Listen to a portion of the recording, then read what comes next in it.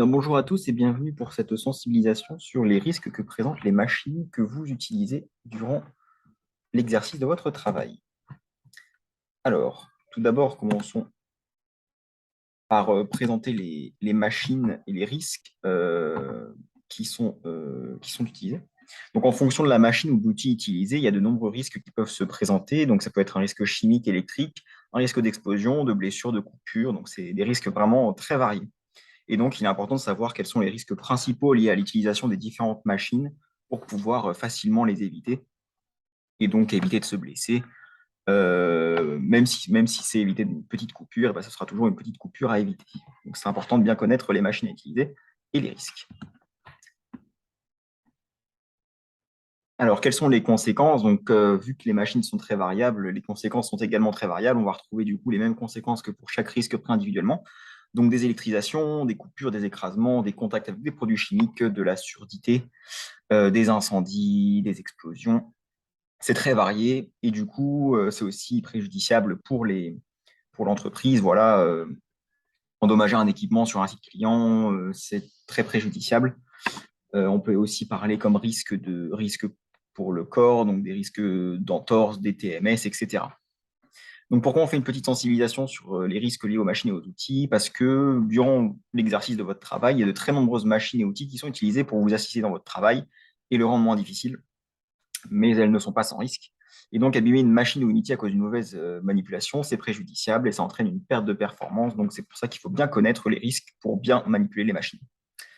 Un conseil et même une directive, veillez toujours à prendre connaissance du manuel utilisateur de l'outil faites bien attention à avoir reçu une formation sur l'utilisation de l'outil parce que il y a beaucoup d'informations sur l'utilisation qui peuvent présenter des dangers. Et donc, lire le manuel utilisateur, il y a toutes les consignes de sécurité. Avoir reçu une formation, ça permet de bien voir l'outil en fonctionnement et donc, du coup, également de connaître quelques points clés pour se sécuriser. Donc, faites bien attention à lire le manuel ou avoir reçu une formation avant d'utiliser un outil ou une machine de nettoyage.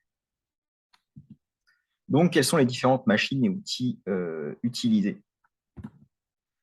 Alors, dans un premier temps, on va tout parler des outils de maintenance. Donc, les outils de maintenance, c'est quoi? C'est tout ce qui va être utilisé pour réparer des machines. Donc, c'est très varié.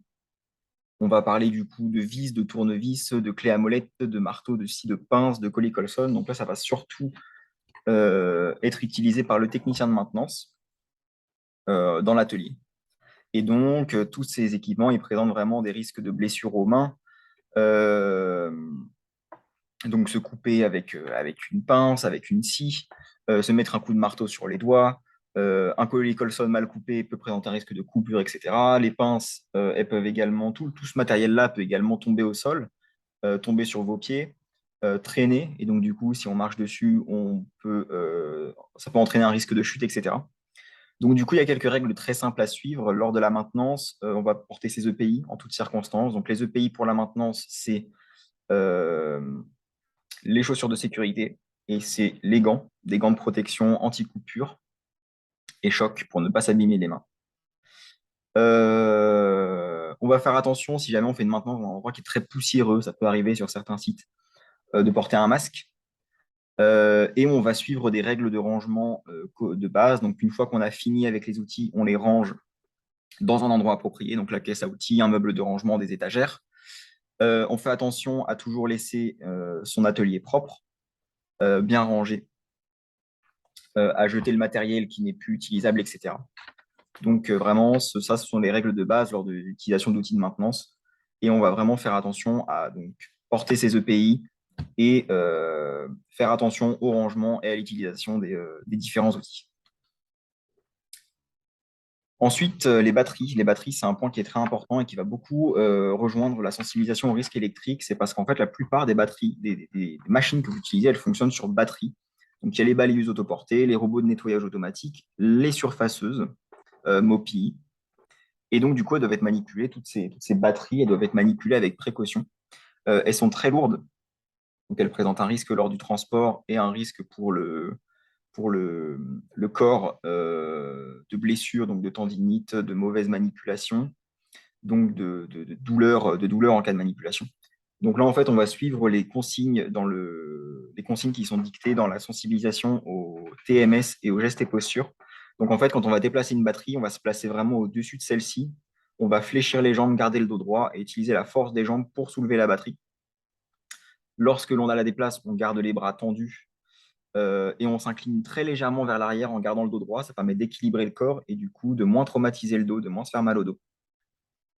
Et également, dans la mesure du possible, éviter de les poser à même le sol. On va plutôt les poser sur un chariot ou sur un meuble. Comme ça évite de devoir réfléchir les jambes lors de la manipulation.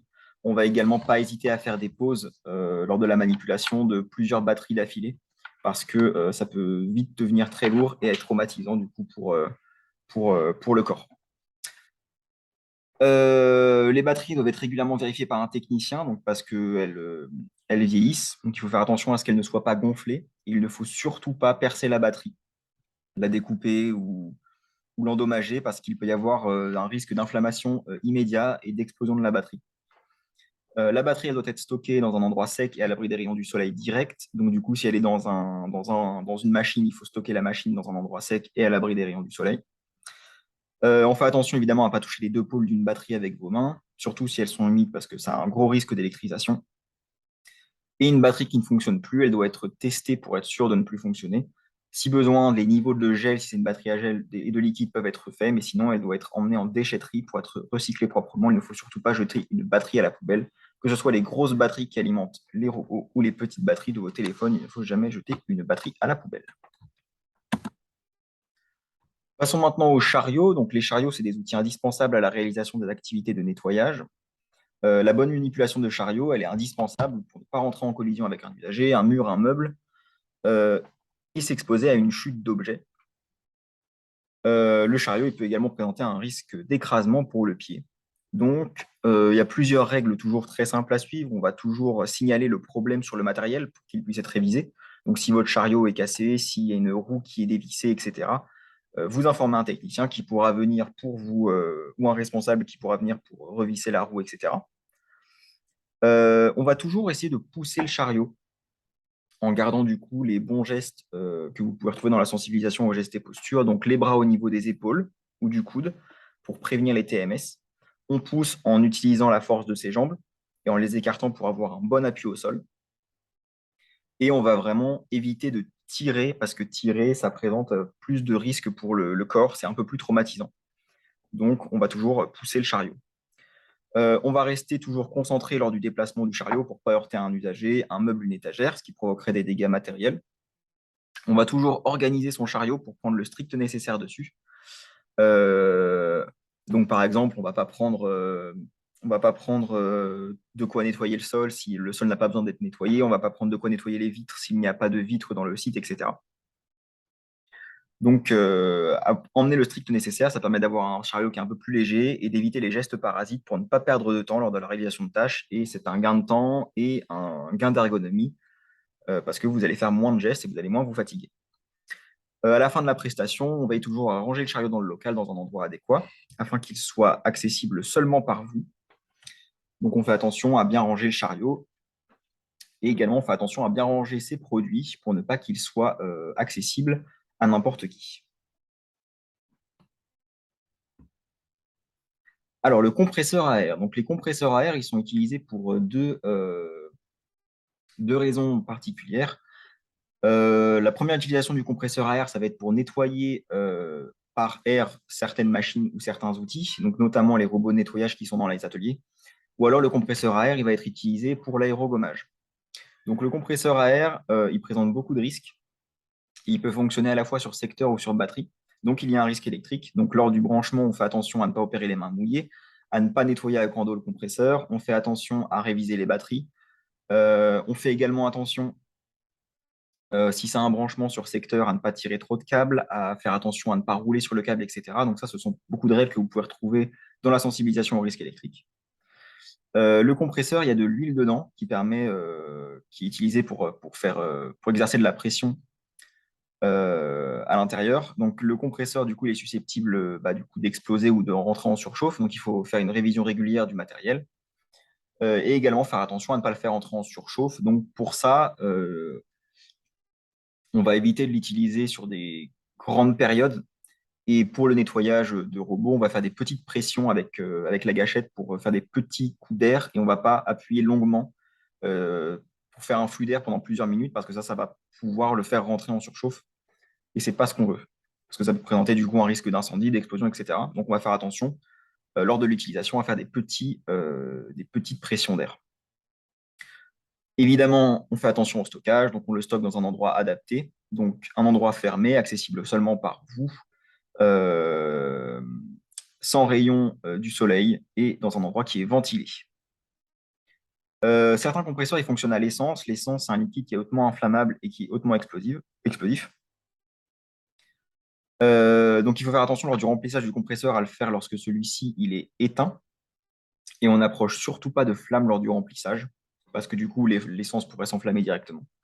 On fait attention à effectuer le remplissage sur un sol qui est plat pour éviter tout déversement accidentel d'essence, ce qui pourrait être extrêmement préjudiciable et qui pourrait vraiment causer un incendie.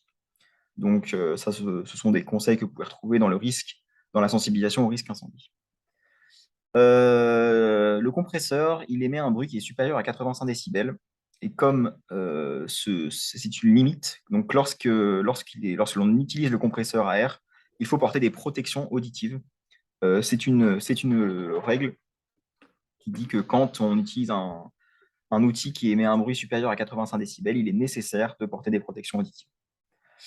Euh, enfin, l'air comprimé, c'est dangereux pour l'homme et ça présente des risques de blessures et de surpression sur vous. Donc, il ne faut surtout pas diriger le flux d'air vers soi ou vers un autre salarié ou usager parce que ça peut lui infliger d'importantes blessures. Et il faut évidemment toujours porter les EPI adaptés lors de l'utilisation du compresseur à air. Donc, les EPI adaptés, c'est des lunettes de protection, des chaussures de sécurité, un gilet réfléchissant lors des travaux en extérieur, des vêtements couvrants, donc qui couvrent les jambes, les bras, des gants de protection pour les mains, et enfin, du coup, les protections auditives pour les oreilles.